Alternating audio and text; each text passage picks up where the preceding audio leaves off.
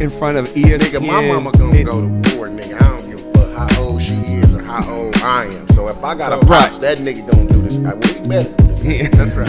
Yeah. But now we're opening the door for all of these parents to start coming out and protecting their kids. If you think that's bad, wait till you see Shador. Right, it's about to get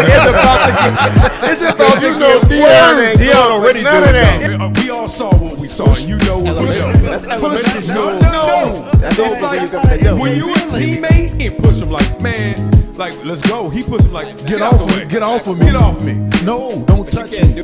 Was it worth the 30,000? Now? In the moment. In that moment. In the moment. Use up. You remember? Was it bingo night? Or was it?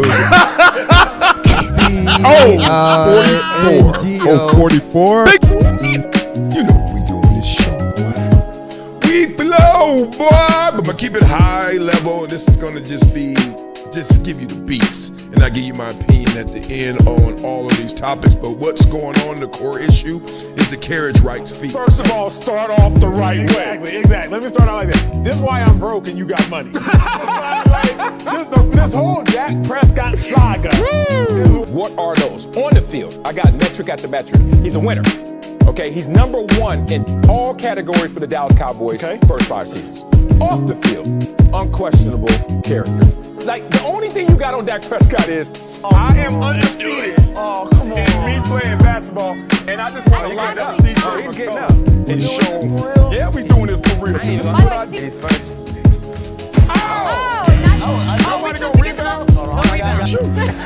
This one? Cut that up, baby. This boy, it's wet time. That's what I do. I still don't know why this is a pick, except exceptional play by the defender. Look at that. 2 dudes reaching, and then he comes between them and say, let me split this bunk bed. And I'm out of here. Shotgun snap, slips. Oh, that's ugly. Sack on your first play ever in the NFL. I know your nightmares came true. You're like, God dang. Oh, yeah, this ain't it. Look at this blitz right here. I mean, he only knows so much what he's reading off stats, off paper. I mean, everything's good on paper.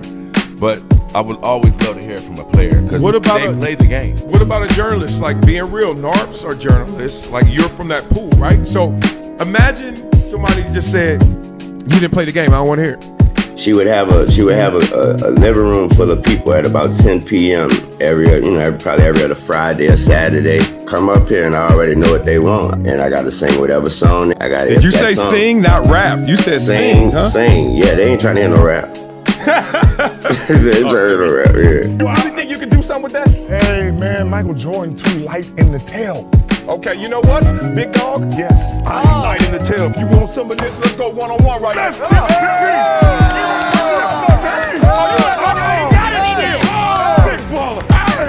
everyone's playing the hits, but I'm a DJ. And one thing I know from my DJing experience is that you don't just play the hits.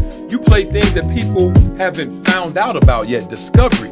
Probably every other Friday or Saturday. Come up here and I already know what they want, and I got to sing whatever song. Did you say song. Sing, not rap? You said sing, huh? Sing. Yeah, they ain't trying to hear no rap. They ain't trying to hear no rap. Yeah. Well, you think you can do something with that? Hey man, Michael Jordan too light in the tail. Okay, you know what? Big dog? Yes. I'm light in the tail. If you want some of this, let's go one-on-one right now.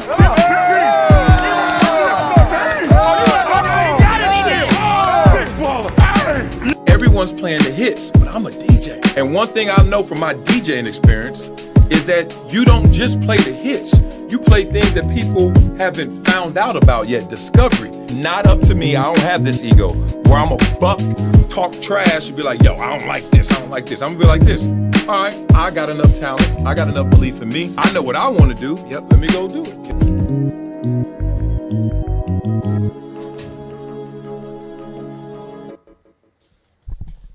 It's a fade to black. It's your boy, he back. It's like, what? We get whack. I'm in the back and I'm in the house. Come around here talking about wah. What's cracking like a back from the back into the jacket? G's up, we's up. What's going on with y'all? Love for y'all today. Man, I got a whole lot on my mind.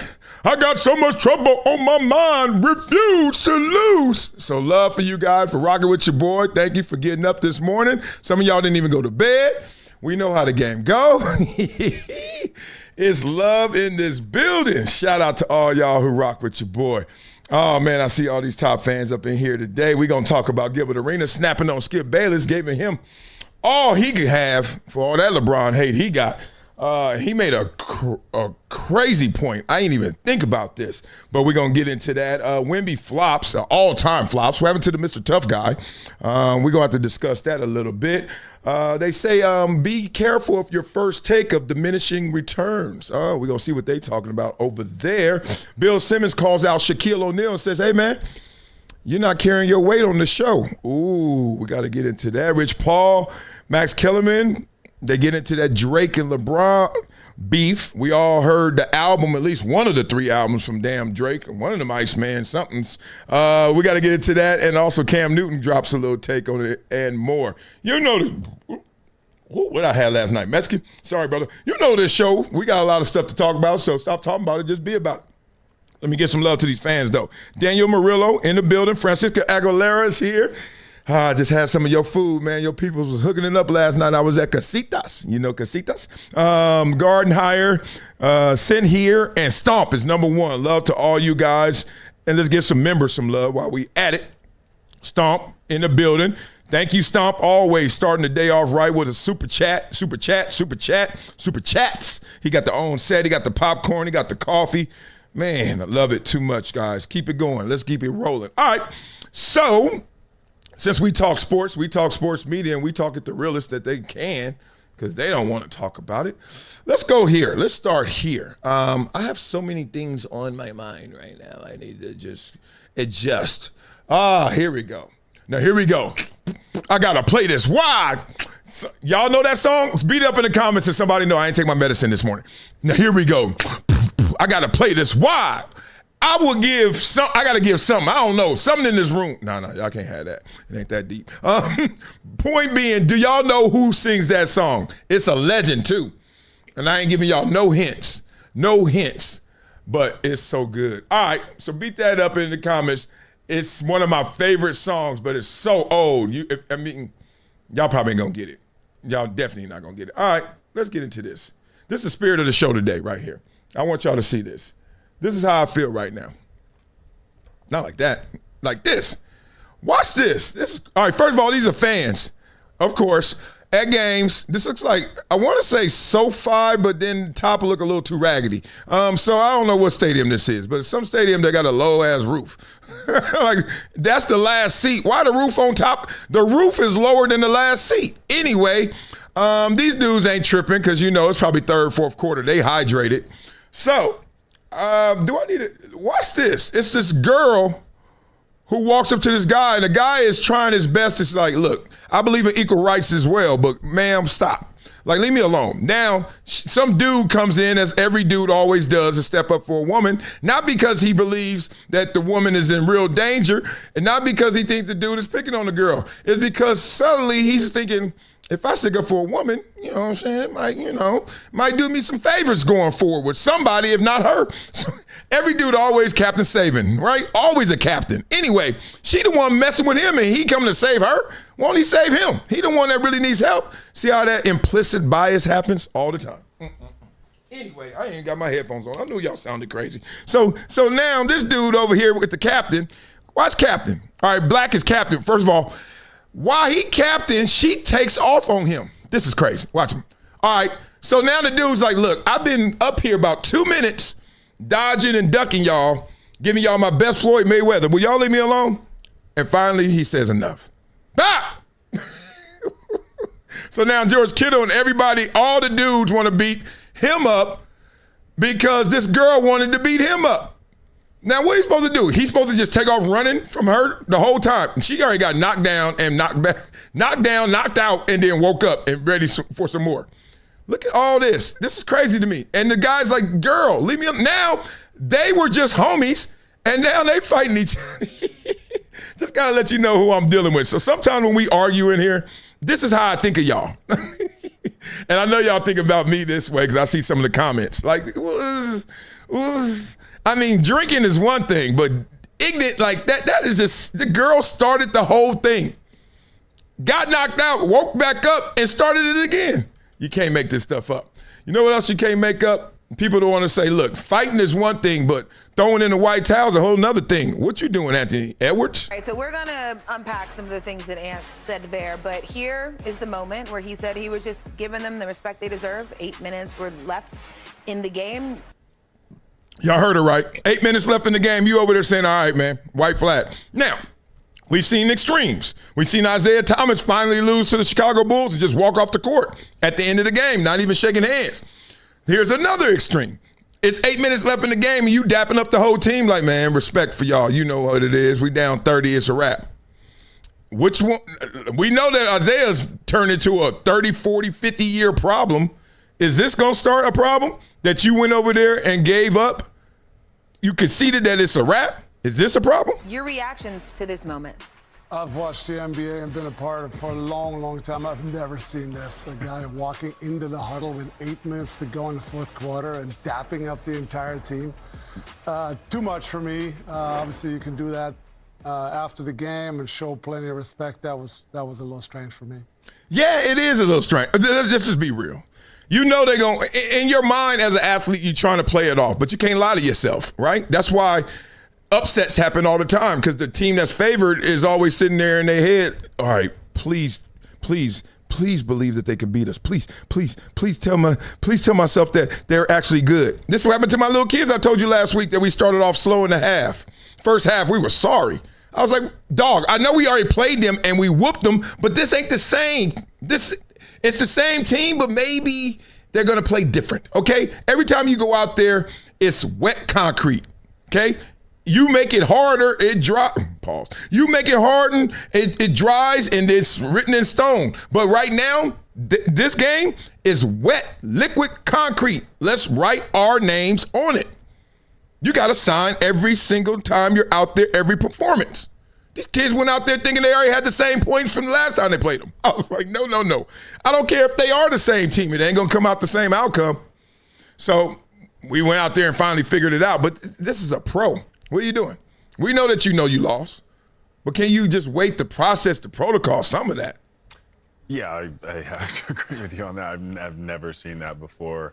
I mean, I do like what he said, that he wants to give him respect, but I think you wait and you have to take your licks at the end of the game like everybody else. I do want to say, I mean, he was definitely hobbled. Minnesota definitely hobbled. With DiVincenzo out, Io didn't look like he was full strength either, and they played hard. It was a valiant effort, but it was. I mean, he was right. San Antonio was just a better team. Yeah.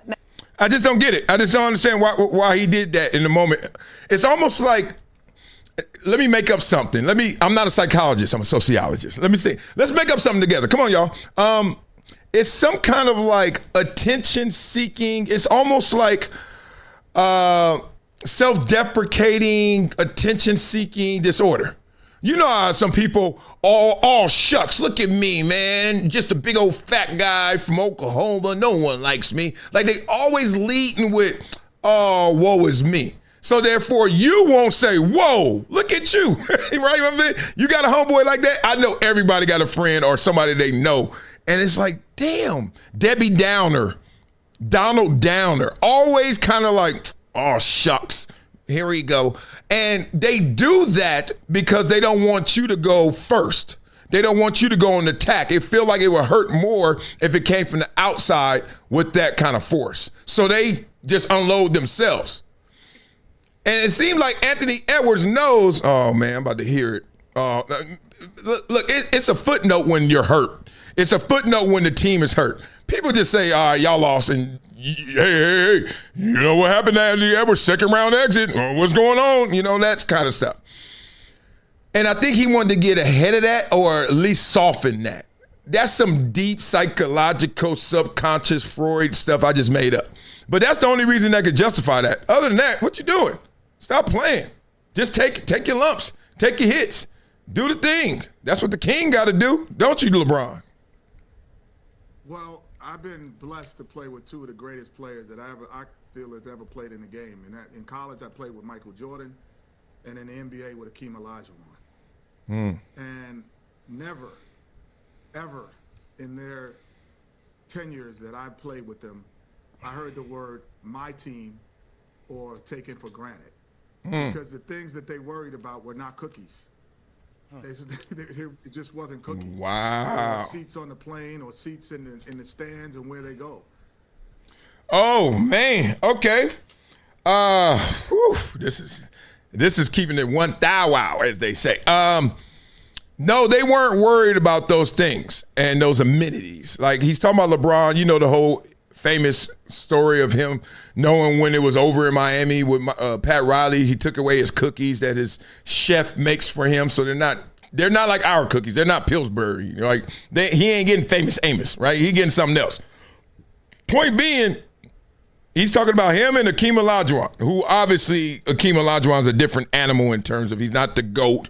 He's not in the GOAT conversation, but he also doesn't have the same cultural references as a LeBron James and a Michael Jordan. They don't roll the same way if you know Hakeem.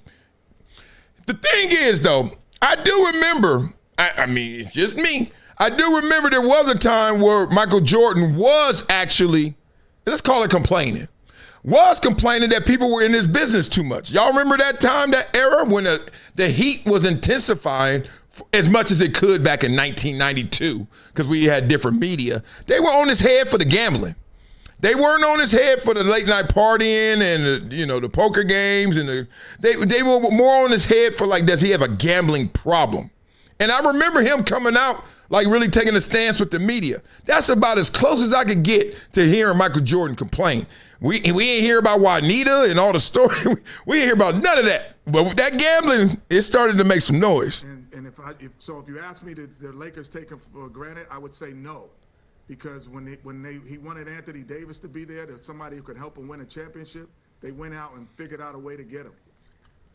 And I'm also thinking about the time he retired. And look, we know his father, rest in peace. And, super sad story, and obviously heartbroken and part of, if not most of the reason he retired. But I'm talking from the media perspective, from the fan perspective.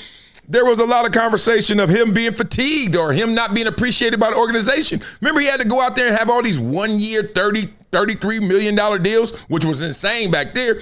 But that's not security. You're Michael Jordan. You're not only the best player in the game, they are saying already you're the best player ever, and you got a 1 year deal? Y'all don't remember all that? I'm just trying to bring it up because right now it's easy to pour on LeBron James, pour that syrup on him. But he ain't the only Sunday we see out here. When they needed to make another trade and they brought Luka Doncic into the fold, they did it. When they needed Rui Hachimura, when they needed Rui, a guy who could be at the small forward.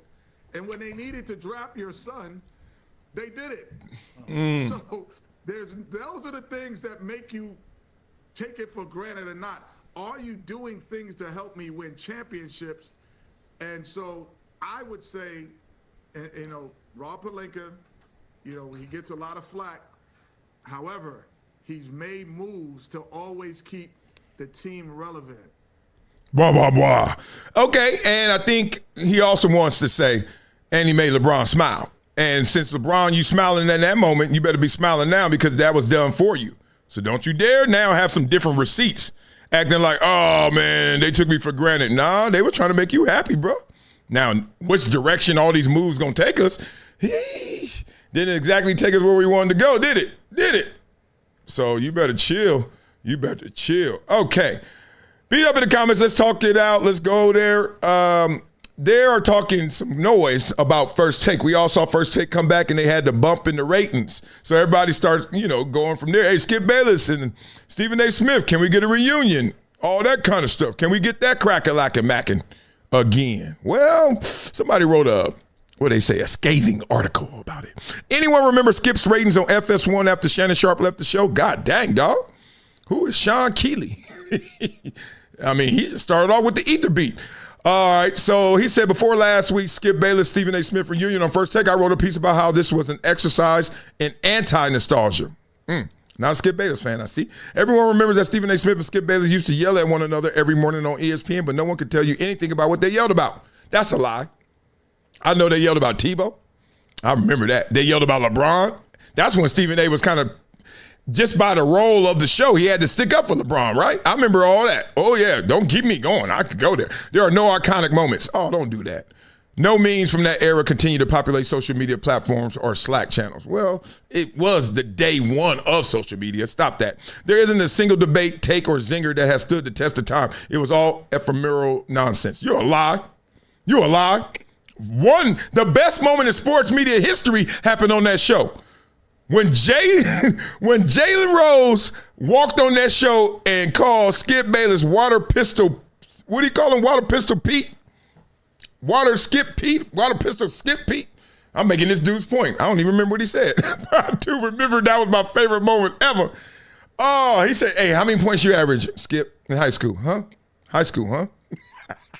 Jesus. Not everyone was a fan of that column. And I wasn't a fan of it. I didn't even read it. And there was some fairness to the criticism that I hadn't accounted for the demographic of the show's initial success. Folks who disagreed with my sentiments got to take a victory lap, as it was reported, as I just said, 44% jump in viewership compared to the comparable episode last year.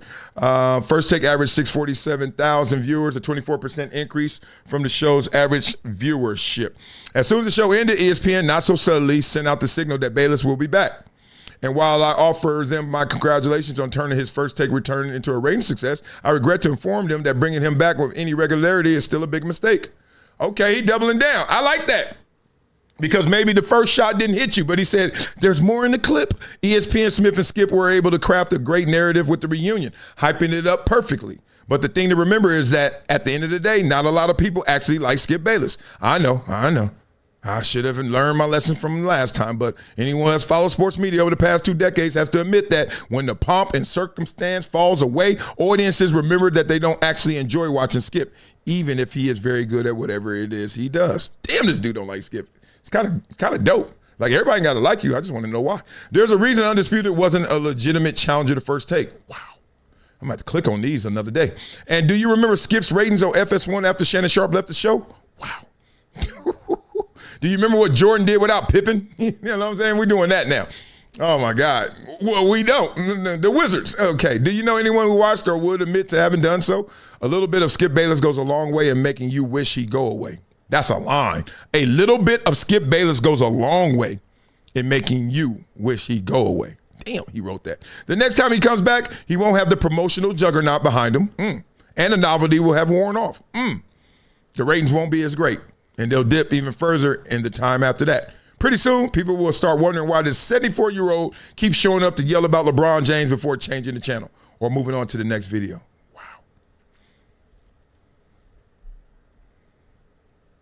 Damn. I mean, way to keep it. What's beyond 1,000? Wow, this is next level. Bayless built up a lot of goodwill by disappearing from relevance and yelling into the abyss for a few years before ESPN's reclamation job last week. Whew. That's especially impressive considering he was named in a. It is no surprise to realize this reunion was always going to be the first of many returns. It will also not be a surprise when the bloom falls off that rose in record time. Goodness. All right, what's behind that? All right, I mean, look, there's a lot of ways to kill somebody, right? You can kill them in their sleep, and you be like, they didn't even feel it. You can kill them right, come here. Pow! Right, you know what I mean? There's a lot of ways to get rid of somebody, you know? You can hit them with some medicine, you can hit them with the dope, you get them. Why you want to get skipped this way? There's a resentment in the media because a lot of people got caught in that fork in the road. And Skip Bayless made one side very bold and very clear that if you were into the hot takes, if you were into the pompous talk, if you were into like killing athletes, if you were, there was a road. And this road was a yellow brick road to success. There was a pot of gold at the end of that road. And those who traveled it saw the pot of gold. That's when hot takes were really hot. You know, that's when it was like, I'm not talking about a person. I'm talking about an athlete, a baller. You know, those 0.01 percenters. And who likes a 0.01 percenter? We don't even like 1 percenters, let alone a 0.01 percenter. And Skip just ran with this whole animus that this whole collective had in resentment that never had expression. I'm over here talking right now. I don't know if y'all keeping up with me. There was a lot of people who didn't like athletes, and I give it to you personally. There were people in my neighborhood who were mad that I lived in their neighborhood because I am 23, and I got a house next to you, and you 53. And it took you 27 years to save up to finally move here, and then here I show up with a convertible Hummer, 415s in the back playing Master P. Boom, boom, boom. Boom, boom, boom. Having parties every other weekend, and they're not even parties. It's just a gang of teammates coming over to kick it, and they got friends. You know what I mean? And it's just like, I mean, I'm 51 right now. I'm not even 53. If that happened to me right now, one of these YouTubers moved up, I'm like, and they scattered around here. And they had one of them have a party every month at the top of this hill, like cross over there. I'm like, and one time I wanted to go so bad. I'm like, I gotta go to one of these parties because he having one every month. Goodness. There's a resentment. Like there was a resentment for athletes. There still is, but now we got so many outlets and expressions. It ain't bottled up. But back in 2008, everybody hated it. I'm tired of this. How much money they make and they're complaining? And then here goes Skip saying, yeah. Then he grabbed the biggest thing we had, which is LeBron James, and tore him down. Simple as that. Simple as that. So that's how the game went. Beat up in the comments. We're going to talk through that. Oh, we got a tremendous show. I'm trying to skip around some of these things because some of these topics are just, wow. Let's flip it up. Let's go to football real quick as I give some love to you top fans too as well. Shout out to all the top fans. Restream Bot, my guy Side, Garden Hires 3, Sit Here, my dog. What up, Sit Here? We always chop it up. And Stomp, number one, my boy. Okay. So y'all got to help me with this one because everybody was hyping up what is the Chargers? What are the Chargers going to do when it comes to the Diana Rossini, Mike Vrabel saga? Because they're known for their social media, knowing that they had their schedule release. What were the Chargers going to do? I didn't know what they were going to do. I thought they were going to go in. They did this. Please help me understand what this is because I didn't get it. But everybody's talking about, whoa, look what they did. Please help me. All right, so this is the Chargers going in on Vrabel Rossini. Week 12 versus the Patriots. Conquer the cupcakes. Okay, so far I'm lost.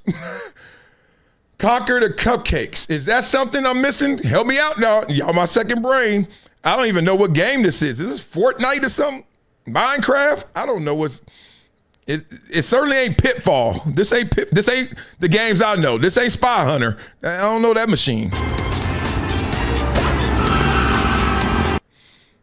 So far, I'm lost. Somebody help me. Conquer the cupcakes. I see that back there. We left there. Wild card round. What we doing? How we in the playoffs in the schedule release? What you doing? Come on, Chargers.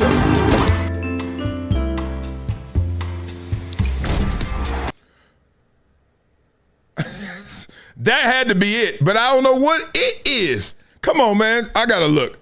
Y'all gotta really help me. Someone tell me what the Chargers did that was so dope. Because right now, I'm just like, it's under my feet or it's over my head.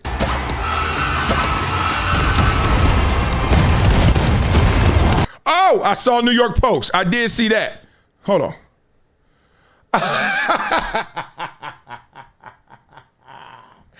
Okay, I'm starting to pick up what they putting down, but not fully. I ain't gonna lie. You ever do that? You ever play it off when you get tired of asking your boy what he talking about or what he say? You just start laughing, but oh, okay.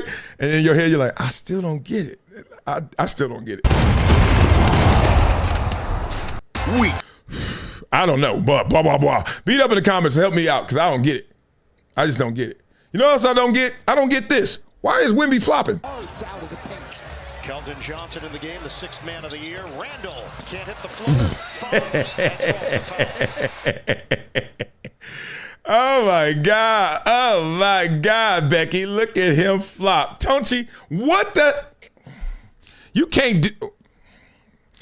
can't flop.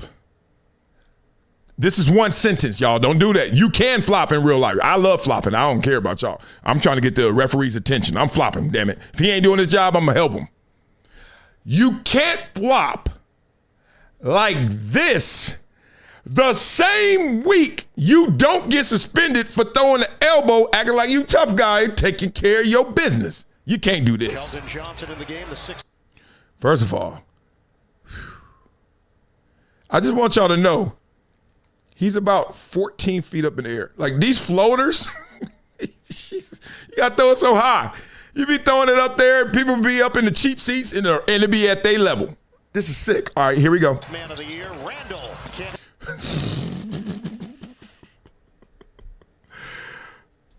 Please explain this. Blah, blah, blah. Somebody please explain to me what the hell who shot you? Separate the weak from the obsolete.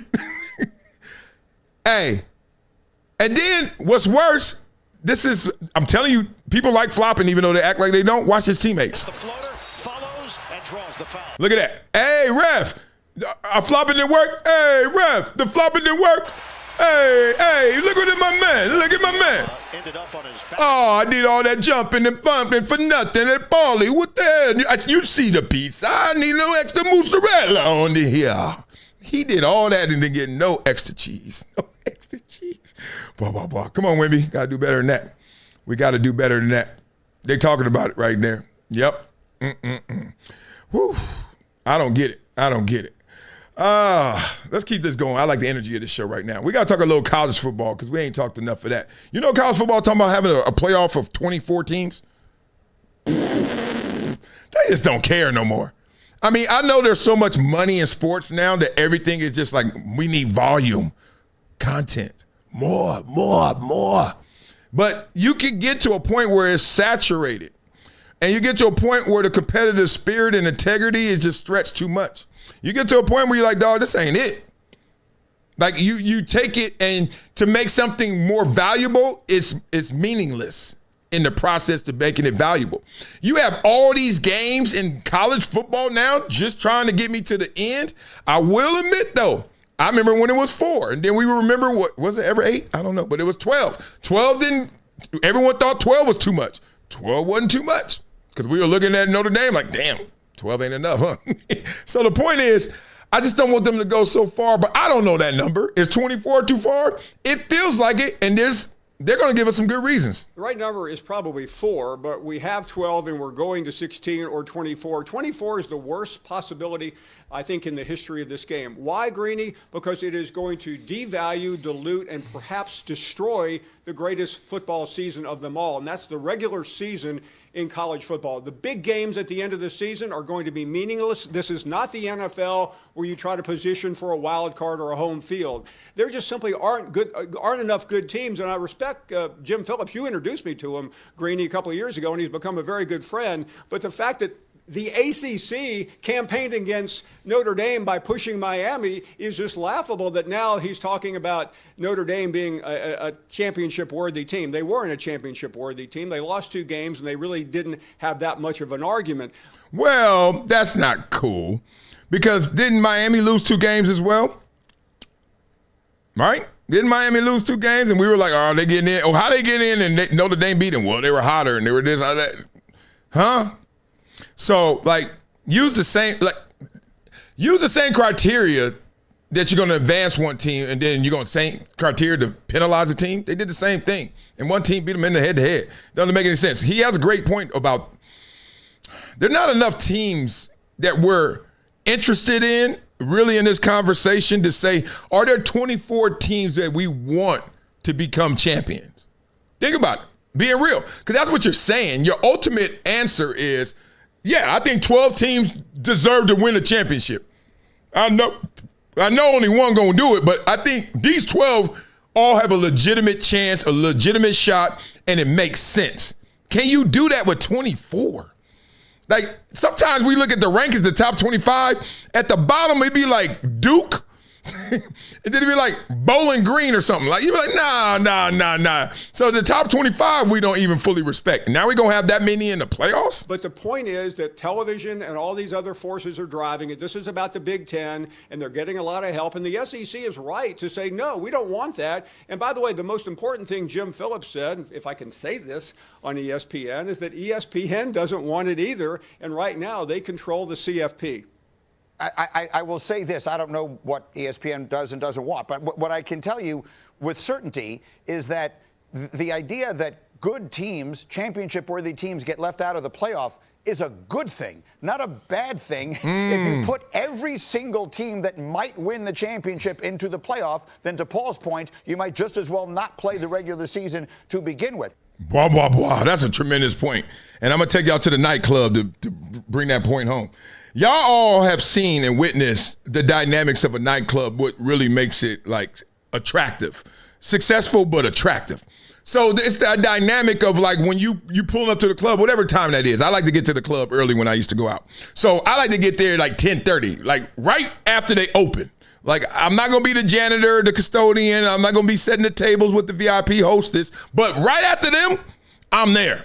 I like to see it all come in, like the whole energy. I like to see the shy guy. I like to see who hit the bar first. I like to see who came in a big group and was hiding, and then all of a sudden they let it loose. And I like to see all that, the sociology of it, the patterns. Real spit. My boys used to clown me, hate me. Dog, we got to go somewhere pregame. Then we got to go somewhere and eat. Then we got to go somewhere and chill. Then we got to go and make a scene. And then we got to go. And then, you know, everybody say, oh, look who here. I'm like, dog.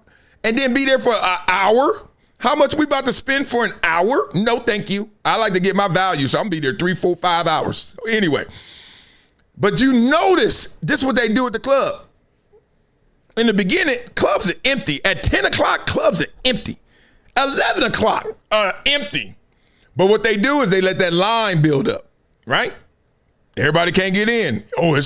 So there's this illusion of everybody can't get in, so it's cracking. And that's what Greeny's basically saying. Like, everybody can't get a chance to get this championship. That makes it better. It's cracking. And then how many times you actually, if you let them all in, you walk in there and you're like, this is it? That's disappointing. What's also disappointing when you see everybody outside, you're like, yo, let me in. And he's like, what's up, Wiley? What's up, y'all? Come on in. And then you walk in and ain't nobody in there. It's all illusion, right? It's crazy. So that's why they always say the cream rises to the top.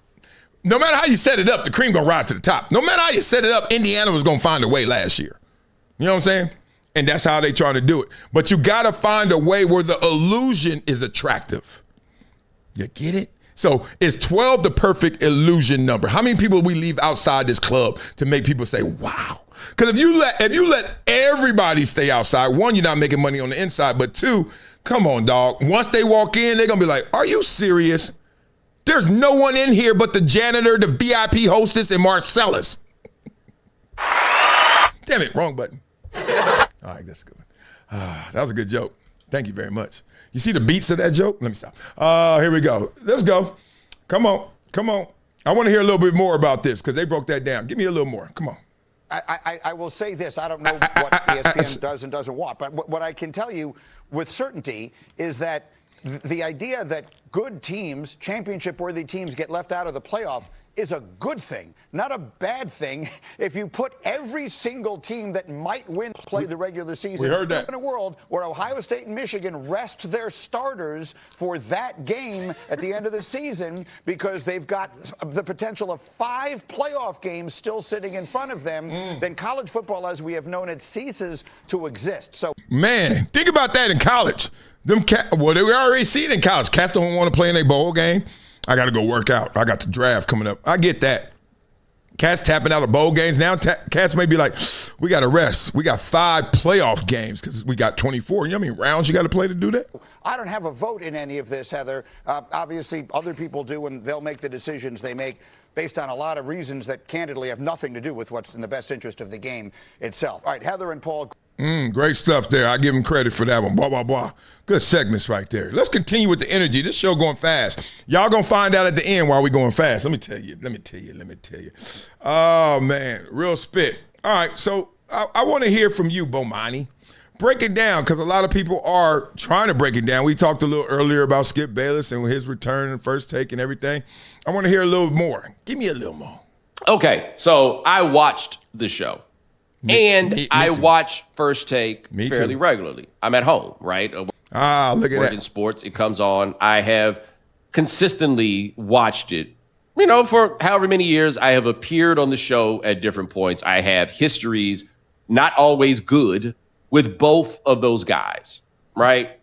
My head is on top of that, on top of that other guy's head. Pause. I have always felt about the class of people who critique sports media when they talk about First Take, that First Take is an easy scapegoat for them. Because as another buddy of mine who covers the media has made a very important point, and I think it's worth noting, what's really the difference between First Take and PTI? Oh, that's easy. Isn't it? Like almost like the gloss of it. Like PTI is regimented a lot more than First Take was. It wasn't as conversational. It wasn't as debate heavy. It was more just let me give you my take. I think the gloss though, like it's a little more high-fi, it's a little more highbrow than First Take was. First Take's like, no, let's go there, and we're gonna go all the way there. Right, they're built very similarly. PTI, obviously the difference is 30 minutes versus 2 hours, and PTI is a much more regimented show. Boom, boom, boom. We're going to get to all these things or whatever it is. Right. But you telling me Mike and Tony don't be hollering at each other? Right? You're telling me that there's no room for hyperbole there. You're telling me there's no discussion about legacy there. You're telling me that Michael Wilbon is never going to get up there and tell you how LeBron James will never be as good as Michael Jordan.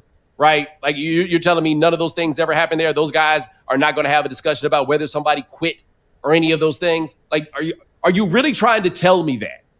Yes, I actually am. Yeah. He does all of those things, and they're not alone in doing that. The thing is that's different, and let's start with Skip. Since we talking First Take, it's really Skip, and then it's Stephen A. If you're talking about Skip made it a weapon of choice to go at people, not players, people, right? He went at LeBron, and he went at not just LeBron, Westbrook. Westbrook was really the one that LeBron was almost like opportunistic. Like, all right, that's LeBron. Since you love him so much, somebody got to hate him. And we can see that you're just doing this because of your Michael Jordan affinity. But the Westbrook one was kind of like, where this coming from? The dude is Mr. Triple-Double, or this dude is just balling, or, yeah, he missed a layup here or there, but what are we doing here? And he became Westbrook into the nicknames, and then, like, I don't care, and then player after player will go on the show and be like, dog, puts a little more respect on his name. And I think because it's like any situation. If I walk on a team, if I'm on a team, and I get to disrespect your best player, your MVP, oh, everybody gonna get it. That's what coaches do. Coaches always look at a team when they first get the team. Who is the best player I can use as a teaching weapon, as a teaching tool? Who's the best player I could reprimand? They wanted to be Tom Brady, and that's why Tom Brady and the Patriots and all of that was so mind-blowing that they actually had a team where you could reprimand the best player like that. Think about it. Go back to the New York Giants. Did they go at LT like that? Hell no. You better recognize, right? They're Bill Walsh and Joe Montana. Hell no, you better go find somebody else. You're not coming at me like that. So most teams, you can't go at the best dude. What I saw that was fascinating from First Take was like, that's the first show that consistently, with full effort and attention, went at the best dude. Got him. We got LeBron on the hook, y'all. We're going to make him not think he's as good as he is. I mean, think about it. He was 18 doing this stuff, y'all. What? And we over here like, I don't know if he good as Jordan. What? Shut up. What are you talking about Jordan? I'm talking about this 18-year-old I'm watching. They don't do that to Cooper Flagg right now. You imagine doing that? So anyway, they got him, so then everybody else had to get in line. That's the biggest difference for me. Is like how they really surgically, intentionally just manipulated a narrative. Damn it, that was surgical. Because I don't think that's true. And I don't say that as a criticism of those guys. And obviously the people that were in that show, I've worked with them or known them for over 15 years. I forgot T.O. I see it in the comments. And then we were wondering why T.O. ain't a first ballot Hall of Famer. Because a show like First Take went at him. Team Obliterator. Now, I know T.O., and I know T.O. Look, T.O. got a competitive spirit and gene, and it doesn't mesh with everybody. I do understand that. But he also was one of the best three receivers we've ever seen, and he didn't get respect or he didn't get serenaded like that. Okay. This isn't a criticism of them. This is a criticism of the people who go so hard on First Take, and I don't think that we can ignore the fact that First Take, I've known Jamie Horowitz for a long time. Ryan, you have worked with Jamie Horowitz, right? Right. A big thing to understand about Jamie Horowitz and the way that he makes sports media. And Jamie, for those who don't know, when it used to be First Take or Cold Pizza and it would just be First and 10 with Skip, when Jamie Horowitz took over that show, he was like, people watch Skip the most, so why don't we make the whole show about Skip? Yeah, and let's not make this whole show about Skip. We'll come back to your part 2, that Bomani. I love it. Blah, blah, blah. But since he's talking about an era before it even became First Take, I used to be on Cold Pizza. I used to be on First and 10 with Jay Crawford and all them. So let's end it this way. It was very obvious that Skip Bayless had, caught lightning in the bottle. Like that little, imagine there's a show that has 10, 15 blocks, segments. And then we got this little, not even a throwaway, that's disrespectful, but in the middle of it, we got this guy, Skip Bayless, journalist, and we're going to let him go. And every time we watch the ratings, it go like this, to him, and then go after him. That was happening. Jamie Horowitz, this is before Sports Nation. I'm working with Jamie because Jamie's creating all these shows and he needs like guinea pigs. He needs like test dummies, I ain't gonna lie. And he's like, who's the guys who are coming up that I can ask and they would do like some of the tests for? So I did a test for Sports Nation. I did a test for Colin Coward's show. I did a test and I would go on First Take when it wasn't First Take copies. I was just working because I'm like, that's how you build your relationships and you climb the ladder. And so I got to see all these things as blueprints before they even said, all right, let's go execute. And they did it. But they did it with a formula that was working because the formula is negativity, the negative cell. We call it embrace debate. But basically, it's almost like, no, actually reward you pulling over to see the car accident. Instead of giving tickets out, today, all the policemen, this is your order. I want you to see anyone who is slowing down or stopping to see a fight, a car accident, or any kind of issue, and I want you to give them $20. Like they start rewarding the negativity. And this is no indictment on Jamie Horowitz. This is an indictment on all of us who were peaking those ratings. Because even I was like, dog, this is crazy. I ain't never seen nobody talk about sports like this. Because we came off the era of Ahmad Rashad. We came off the era of traditional television, sports media. Hello and welcome to Bob. Bob, we're at Lambeau Field right now. Oh, this is the best place to mecca of football. You know what I mean? Watching Knick games and stuff. Oh, Patrick Ewing, what a great play. And then you either gotta watch the nightly news. You watch Sports Center, like all that beautiful stuff.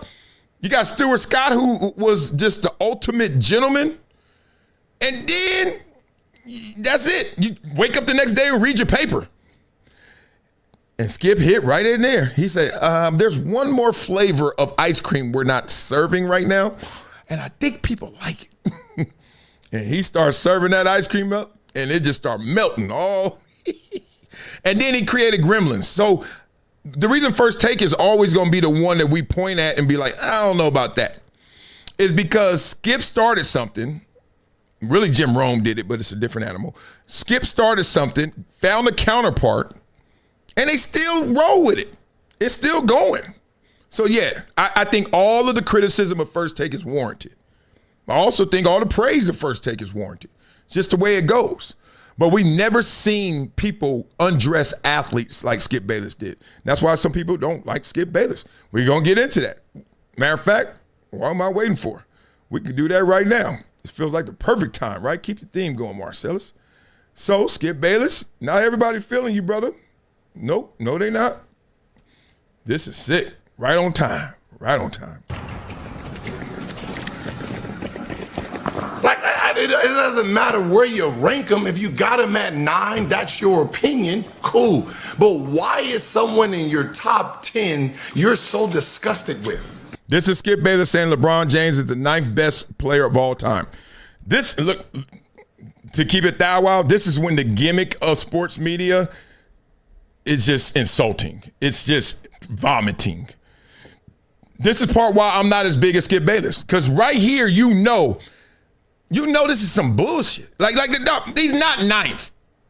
And to prove he's not ninth, you're going to prove it. Not me, Skip. You're going to prove it. I'm going to listen to you. You're going to tell me. Gilbert is going to point it out. But the point is, right here, you know that if you go to work today and say something outlandish, you're going to get love. They actually going to reward you for stopping and taking notice of the car accident. Instead of saying, oh, let me help, or let me call 911, or let me make sure they're okay. No. Forget that. Let's go tear them down more, right? You see somebody's failures, you jump on them. You see somebody's issues, you jump on them. You hyperbolic about everything. So that's when I got stuck at forks in the road. I'm like, I ain't saying that because one, it's not true. But more importantly, even if you can find a way to support that, it's not true. It's not real. Listen to Gilbert break this down. By the harbor. If I told you name your top 10 shoes, number 9 ain't gonna be, oh, I hate these shoes. Hey, fuck these shoes. I throw these shoes in the trash all the time. And then you say good shit about number 10, 11, 12, and 13. You never heard nothing negative about number 8, number 10, 11, 12 on anybody's list. Wherever LeBron is, you're gonna speak horrible about it. Did y'all catch that? That's the ultimate teller right there. That's the telltale. You mean to tell me wherever he's on your list, and Skip, you got him at 9, and I watched the clip, we did that yesterday or 2 days ago, where number 1 was Michael Jordan, and everybody, Magic Johnson, Larry Bird, everybody had nothing but good stuff to say. Then he gets to 9, and it's like this video game right here. Then it gets to 10. Where the positives come back? How they get back in here? You might as well just be all the way stupid and just put the nigga, whenever you want to talk negative about something, put him there. 30, 35, put him there. Just say, the nigga 35, just go all the way delusional. Don't say 10 and then you're bashing the ninth person on your list, all-time list, out of 5,700 people. Come on, y'all. There's 5,700 people that made it pro in the NBA. You have found the 9th best one and said, come here. You're the most mentally weak, fragile individual ever. Don't you ever think you could be number 1? Like, who does that? You know what I'm saying? Right now, if you ask me what is my favorite food, I'm going to say tacos with ketchup. If you got me to keep talking, what's number 2? Oh, that's a good one. Oh, I love me a good burger. What's 3? Steak. What's 4? Oh, man, you got me right there. Oh, man, I don't even know. Lasagna, 5. When I get to 9, it ain't gonna be liver. When I get to 9, it ain't gonna be the nastiest thing I ever ate. And then 10 is actually good again. Burritos. Dog, it's such a gimmick, and I can't believe I can't even say y'all, we fell for it. We really fell for it. But the problem is not that. Oops, we slipped on the banana peel. The problem is it really now psychologically PTSD, like people are like lost. People really look at greatness and don't think it's great anymore because you learned a formula of beating it up and thinking 9th best ever is now not a compliment. You know, if you're the 9th fastest person ever in this world, your name is not even Jesse Owens.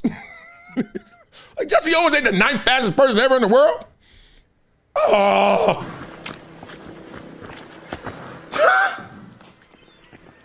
What? How does that work? Only LeBron. Oh, he's number 2 all time. And you're bashing that. Oh, who's that up there? Oh. Man, y'all got to get y'all shit together when it comes to your list, man. It's like y'all trying to convince the world why you got him 9, so you end up bashing him at 9, or why you got him 2nd and you're bashing him there. When you can just say, I have LeBron number 2. I got this person's number 3. I got this person's number 4. That's it. You don't have to bash and give us all the, oh, he was 4 and 6 and he was, the fuck does that? You got him 9. Who gives a fuck? What is number 8's record in the playoffs? That's a good point. Look, let me be counterintelligence as well. It will be no fun to watch TV and all you did was what they did before Skip Bayless, and that's why he took advantage of it, which is say all the good things about him. LeBron James comes in, and this 18-year-old from Akron, Ohio, a 5-star recruit, actually the first 6-star recruit, right, Greg, that we've ever seen before. Like, we got lulled to sleep to the point where Skip Bayless woke us up. But then, as ever, as always, we overcorrected, like, right? When it's 2 this way, you overcorrect 2 that way.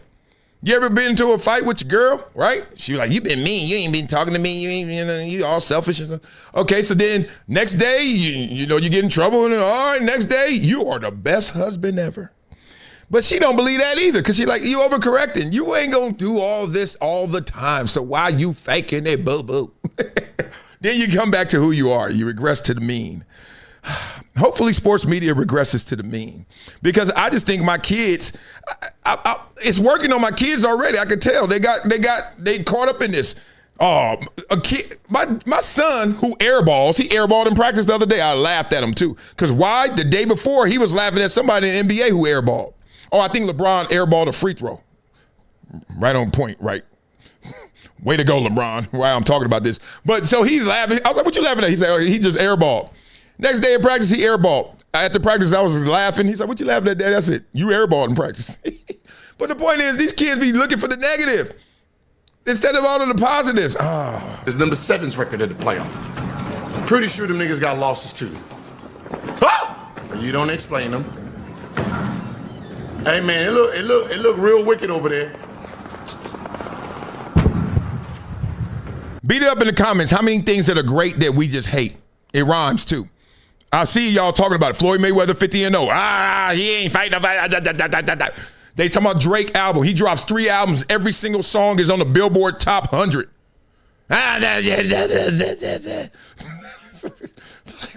What's the point of being something if all they looking for is you to be nothing? I mean, what's the point? But y'all gotta do better, man. I was just trying to like anything. Like I'm like, dude, I got anybody I don't like in my top. Like, does that even make sense? You know what's crazy? Because you can get to, look, do your top 75 like the NBA did. The top 75 players, they will get to like whoever's 36, a Dwayne Wade or somebody like that, you know, and they will talk nothing but positives. You know, you get there. You'll do an Allen Iverson wherever you got him ranked. Nothing but positives. Hakeem Olajuwon, lower than LeBron. Nothing but positives. You get to LeBron, no matter where he is, we gotta go there.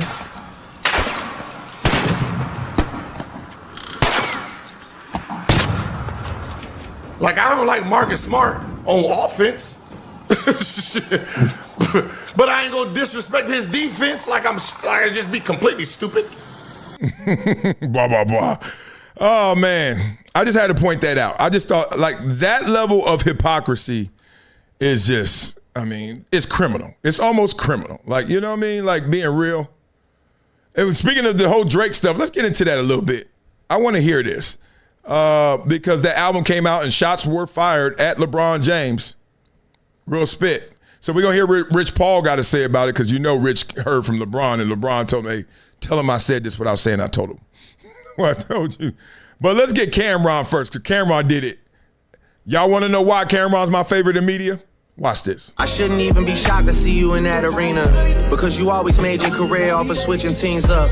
Please stop asking about what's going on with 23andMe. I'm a real nigga and he's not.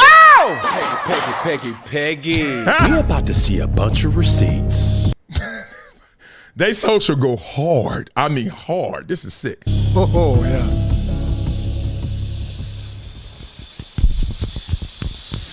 Woo! Iceman is coming. It's almost like winter is coming. Because I'm over here listening to that. I shouldn't even be shocked to see you in that arena because you always made your career off of switch. Ooh, hold on.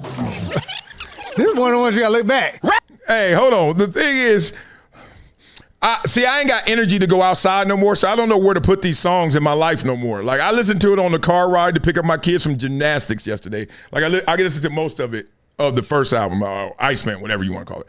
I was like, this sounds good, but I was like, I like simple rap. These things are like so complex and deluxe and orchestras and symphonies and stuff. I'm like, do y'all listen to this in the car? Y'all listening to this in your headphones? Y'all listen to it at the crib? Y'all listen to it at the club?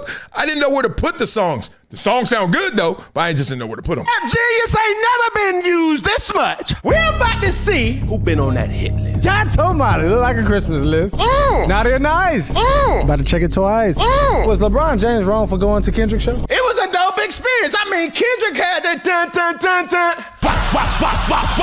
Let it up. I said, hold on. Oh, hold on. We got to play that again. God, dog. Come on, man. See, this is where you lose me, Drake. This is where you lose me.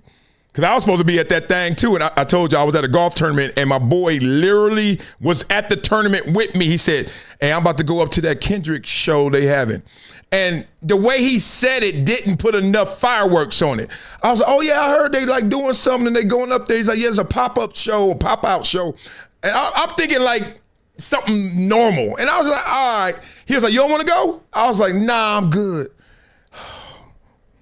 Then I find out when he gets there, he hits me. As soon as he get there, he said, dog, it didn't even take that long. I was like, because I thought it was going to take forever. We in Orange County. I was like, okay. So I'm still not tripping. And then I see the videos. And all of Compton is on that stage. And I'm not, look, I ain't bragging, but I would have been on that stage. I don't know what I would have did with my hip because that was before my surgery, but I would have been walking on that thing. God, I'm mad I missed this, but give me some more of that energy. It was a dope experience. I mean, Kendrick had that dun dun dun dun. Let it up. I said, hold on. You know what I'm saying? I said, hold on, brother. I wish I could have been in that arena. You know what I'm saying?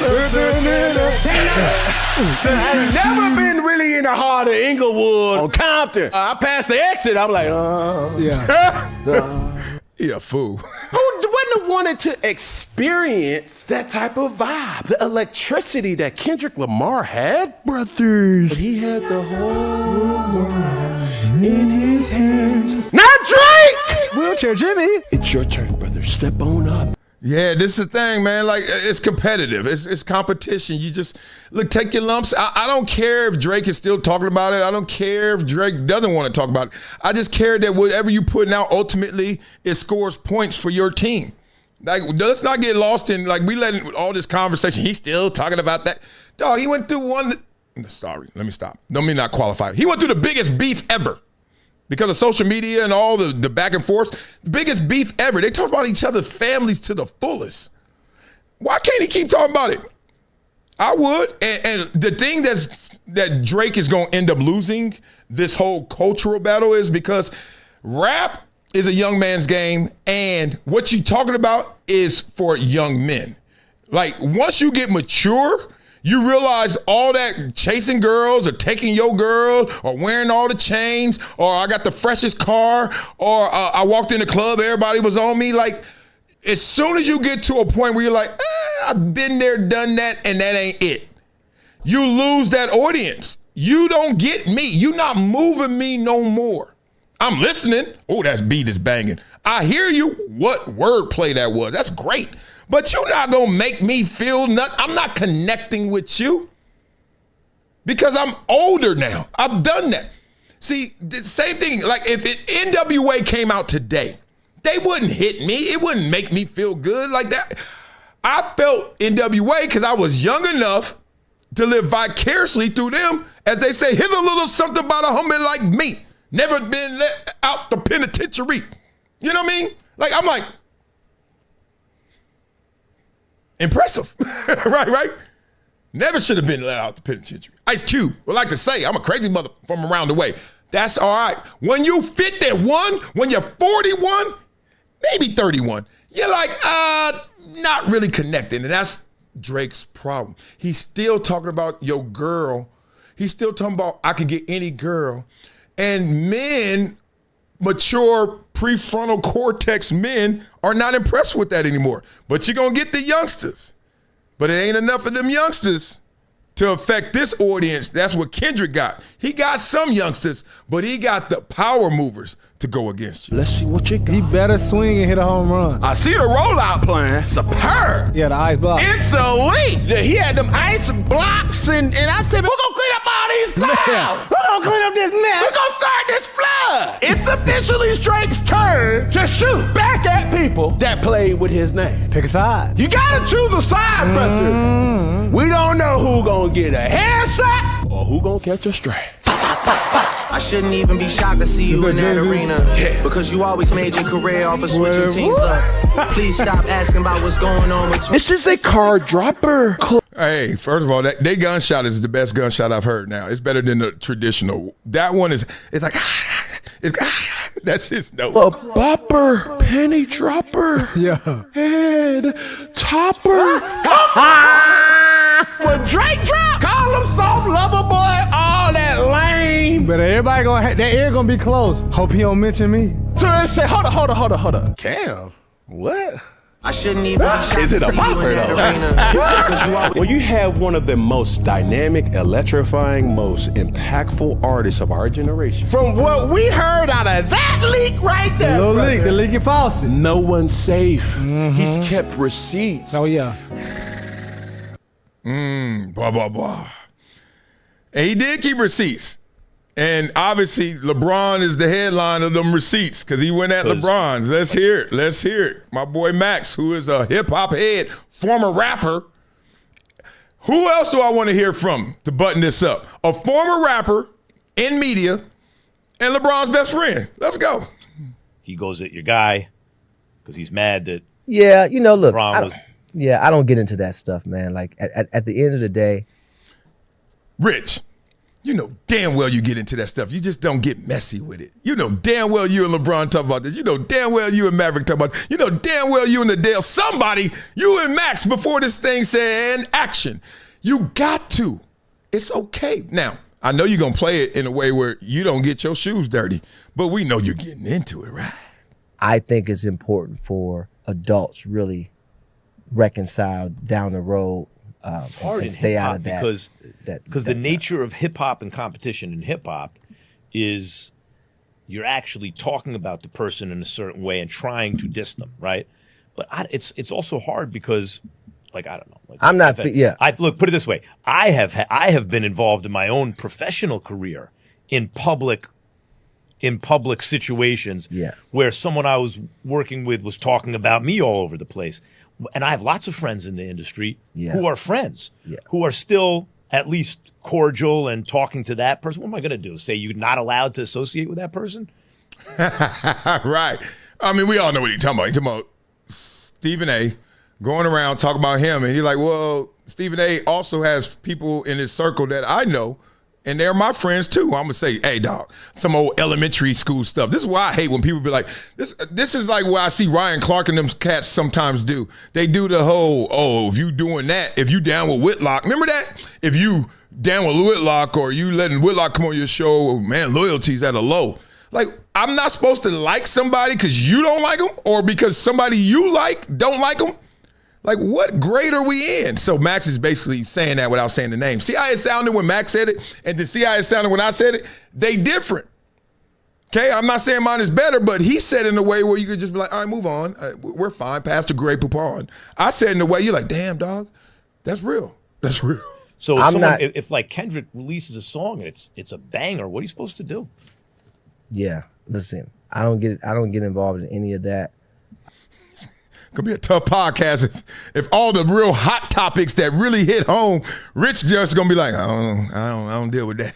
This is when the agent of Rich Paul, the agent, super agent, may be getting in the way because we need to hear what the hell you feel. I go all the way back to the Vividly days, so for me, it's just about,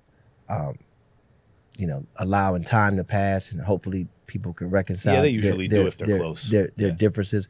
I do think in any situation, it's important to remove the middlemen because that's what happens. Yeah. Conversations continue to get stirred up. There we go. People got opinions and agendas and different things like that. And I think that over time, you have to let two people have a adult conversations if it's able to get there, and hopefully people reconcile their differences. The one thing about Drake that I give him credit for is there aren't that many guys like this. I would say, like Jay is like this, Eminem.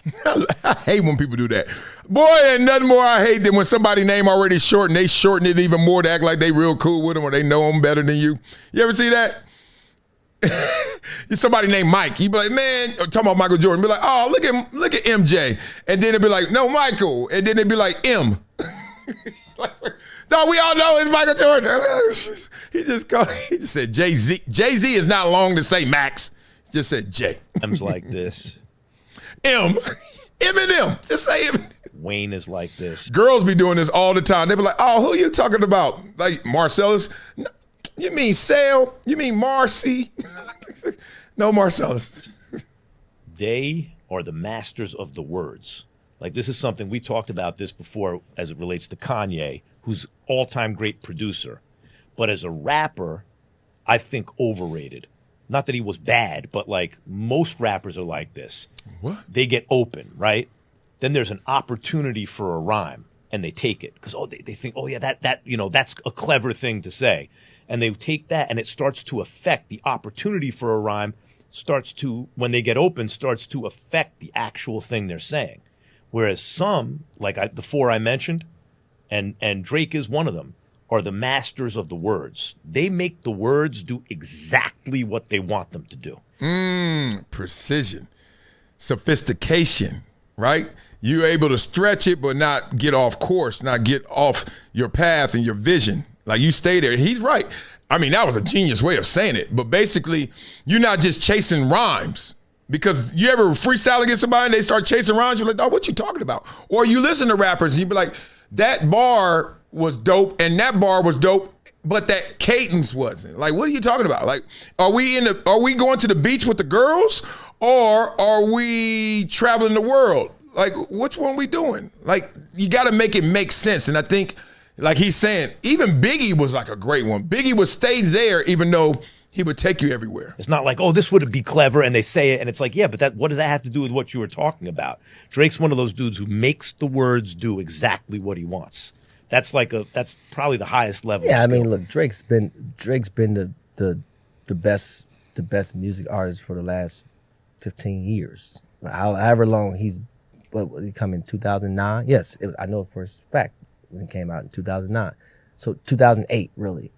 So, but really that he said a fact, 2009.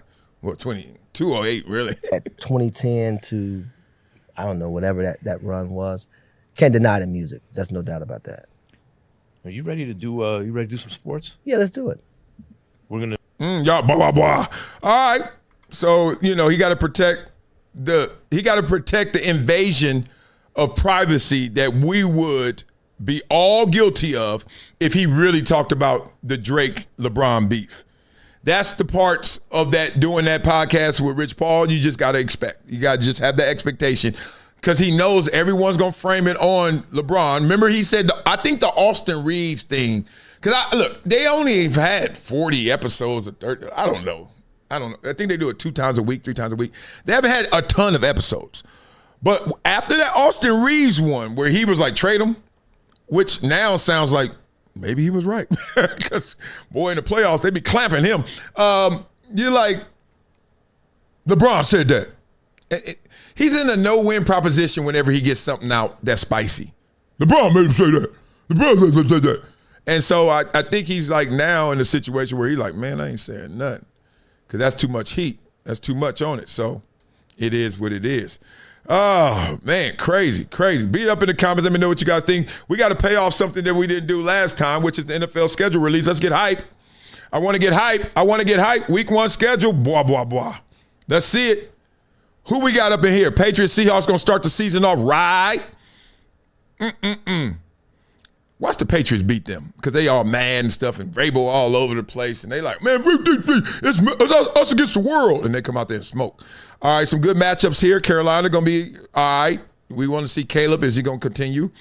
Ooh, Baltimore, Indy. Is Daniel Jones healthy? I see that. All right, Detroit. No, I'm not going through all these. I'm just trying to get some highlights out of it. This is a scheduled release. I didn't pay it off yesterday. San Francisco, LA is going to be fun.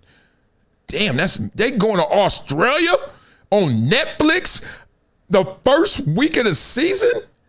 Jesus, NFL don't care no more. They just like, we going to make our money.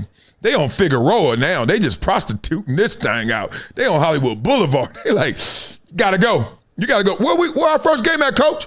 Oh, we playing the 49ers. Oh, yeah. That's a short flight. Hey, dog. Ram, you imagine you're a Ram right now. You Matthew Stafford. What we playing? We got the 49ers. Oh, let's go. I love that trip. Real quick trip. We ain't gonna leave same day. All right, fine. We leaving Saturday. We can leave a little late. Let's go. He like, we in Melbourne. Where that at? Somebody in the back, one of them big ass D linemen don't know.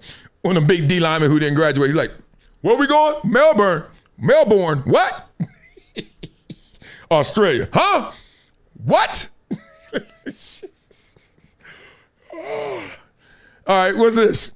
Look at these big matchups. Week 2, they open up their new Bills Stadium. That's going to be sick. $600 and some to get in, though. That's sick, too.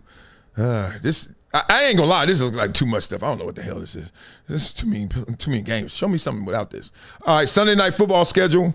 Ooh, is that still our biggest game? Because all this Amazon, Netflix, and all that, I don't know what's the biggest game of the week supposed to be now.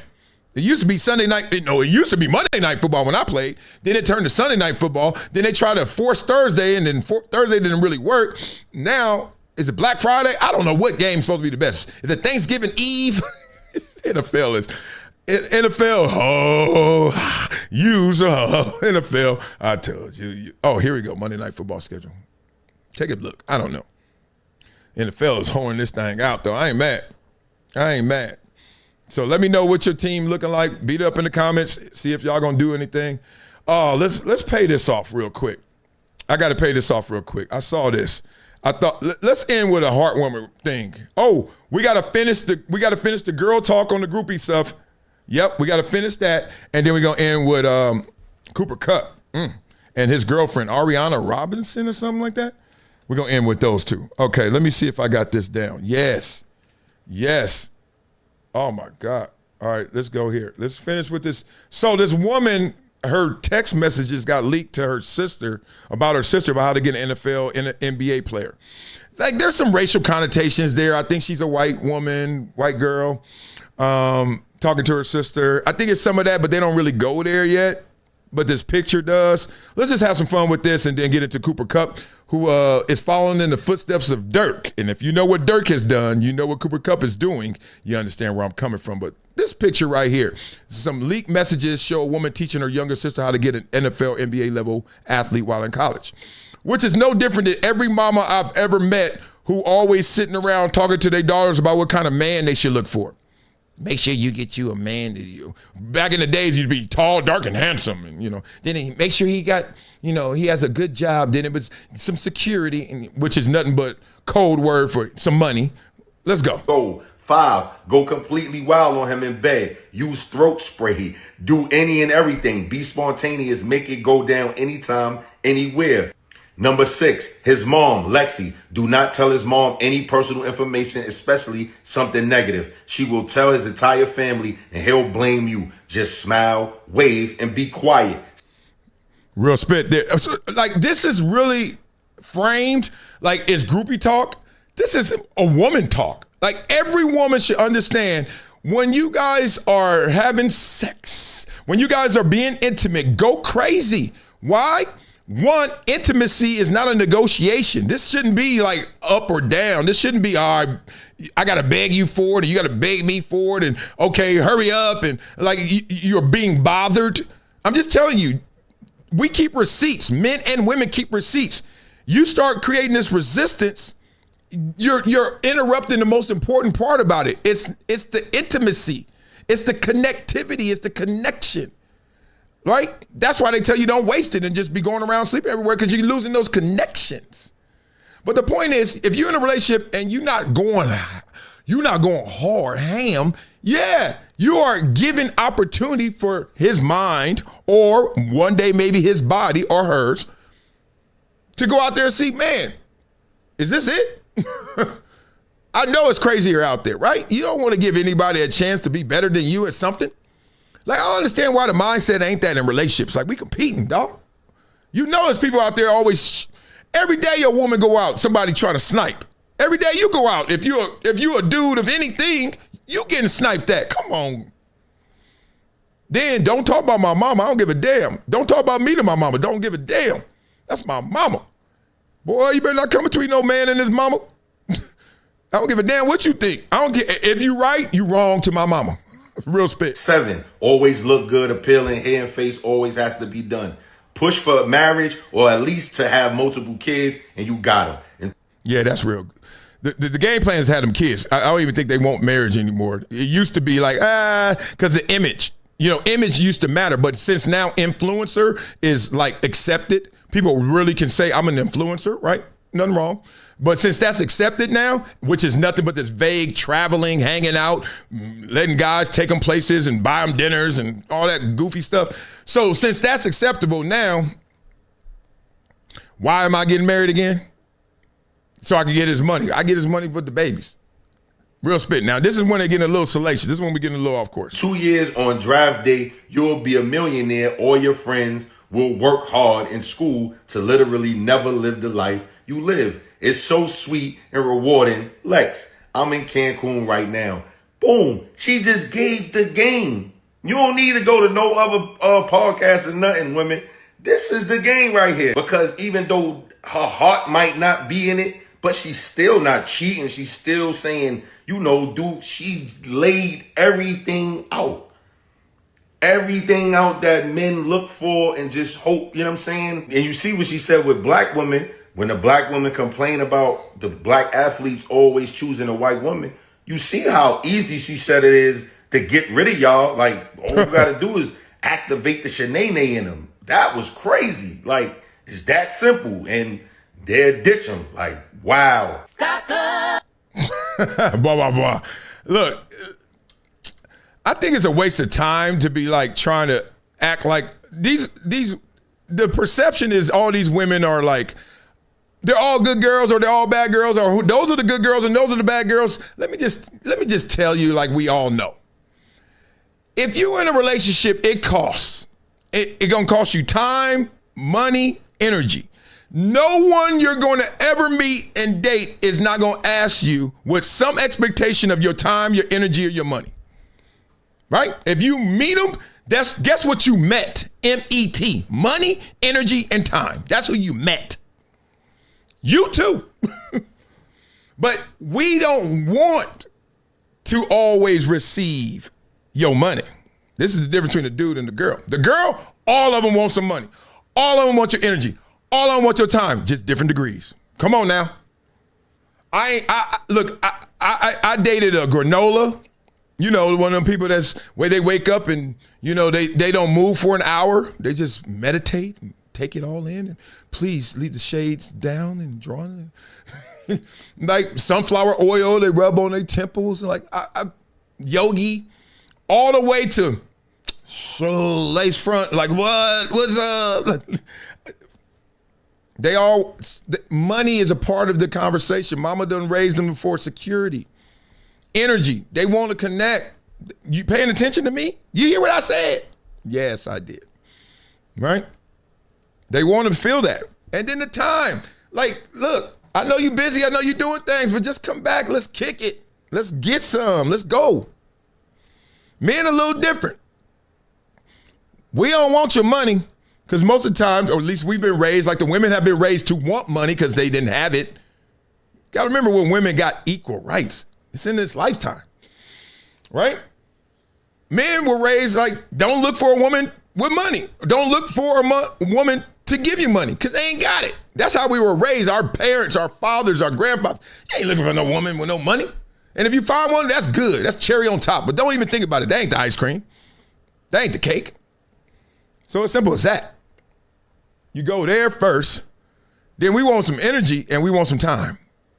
So we just slant it. But basically my conversation is, we the same. Stop. I used to hate when a good girl would try to tell me about a groupie girl. I was like, why are you trying? She ain't no good. Oh, you better? Like, just think about it. If somebody come up to you and say, oh, man, if I were you, I'd watch out for her. Dog, I see her. I see her too. You don't believe me? Watch how all these marriages end. Watch how baby mama family court ends. How does it always end? As grandma said, the way you go in is the way you're coming out. How does it always end?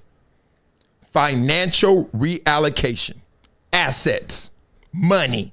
So if that's how it ends, I think that's how it started.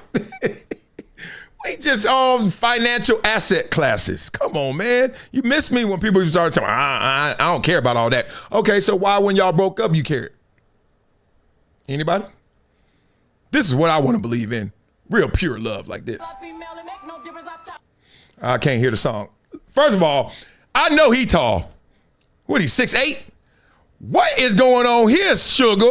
6'4"? I read, you know, I did my homework on this one. I was like, what? First of all, beautiful, just straight up. But she goes to Duke and plays volleyball. They about, you know, what is he, 19? So little kitty love, teenager love. What? I thought that Bam and Asia Wilson's gonna make a baby. This might be it. This is sick. This is so dope.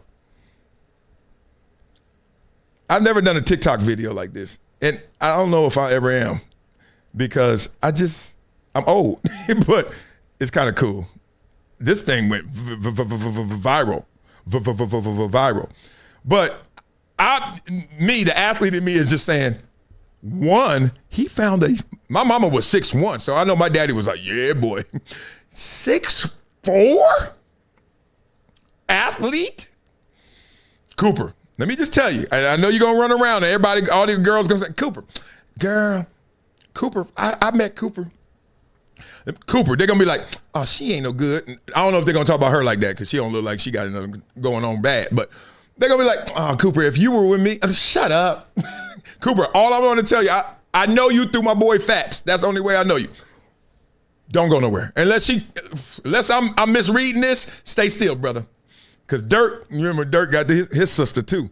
There's something about them Dallas Stars that they're going to find them a sister and rock with her. I love that too much. All right, beat it up in the comments. Let me know what you guys think, man. Have an amazing day. I got to get out here a little early just because my itty bitties got a track meet. Your boy got to drive a little bit. It's all good. I love being a dad more than anything in this world. It's crazy. I never thought about it when I was growing up being a son to my dad. Like, damn, he got it good. We ride to 7-Eleven, then we ride to the track meet or we ride to the football game, and I'm just quiet or biting my fingers. And my dad like, you all right over there? I'm like, yeah. He's like, you a little nervous? I said, yeah. He's like, oh, man, you're going to be all right. And I was like, I know. I know. It was just, whew. Like, man, life's good, bruh. Like, you know, he's like navigating you through all those little pain points. You know, in that game, you know, you score that touchdown, you look up and he's just going like this. And also, this is what the best part is. I'm about to cry. The best part is when you know you fumbled the ball and you didn't get it back and they got it. And you look up there again and he's like this. You're going to be all right.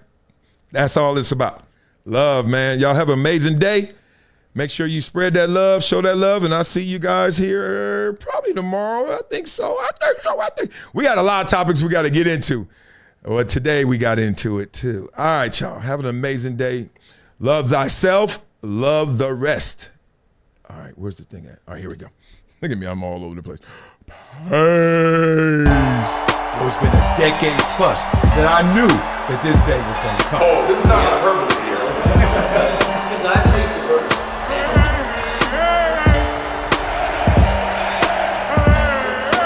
Time to hydrate. Hydration's the situation. So, yeah, I be up early in the morning, dressed.